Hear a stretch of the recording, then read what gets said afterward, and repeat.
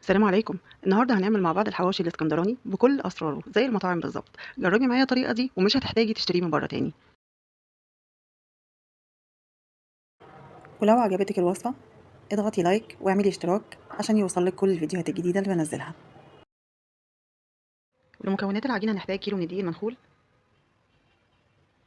معلقتين من السكر، نص معلقه من الملح، معلقه من الخل. ده خليط الخميرة اللي حضرناه مع بعض. ده معناه ان الخميرة بتاعتنا كويسة، تفاعلت كويس. هنلم المكونات دي كلها مع بعضها. نوع الدقيق ده اخد مني 3 كوبايات الا ربع من المية، كوباية عملنا بيها خليط الخميرة وكوبايتين الا ربع زودناهم بالتدريج على العجين لغاية ما لم.